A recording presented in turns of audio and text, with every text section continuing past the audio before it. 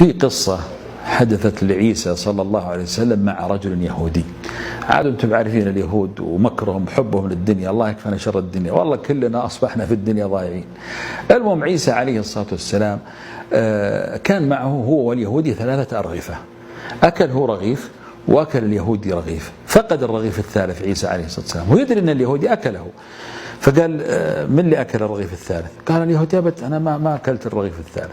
مر على أعمى فمسح عليه عيسى عليه الصلاة والسلام فبرئ، فقال ها أسألك بمن أعانني على أن يبرأ هذا الأعمى، من أكل الرغيف الثالث؟ قال أبد أنا ما أكلت. رأوا ظبيا ميتا، ثم تعرفون أن عيسى عليه الصلاة والسلام أنه كان يحيي الموتى بإذن الله فأحياه، فقال ها أسألك بمن أحيا هذا الظبي، من أكل الرغيف الثالث؟ قال أبد أنا ما أكلت. مروا على نهر، مشوا على هذا النهر ولم يغرقوا. المهم برضو من أكل الرغيف ما في فائدة، اليهودي رافض يعترف.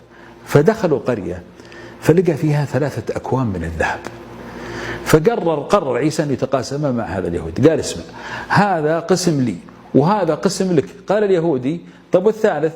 قال لي أكل الرغيف الثالث. قال أجل أنا اللي أكلت الرغيف الثالث. الآن طلعت الحقيقة.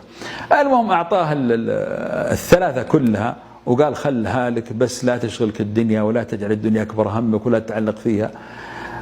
ذهب عيسى وتركه، فجاء 3 قطاع طرق وأتوا إلى اليهودي، فلما أتوا إليه قالوا هل يهودي هذا معه هذا الذهب كله؟ فقاموا قتلوه.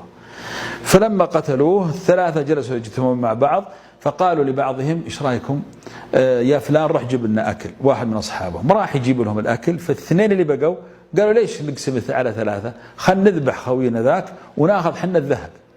هذاك اللي راح يجيب الأكل قال ليش أخليهم يشاركوني؟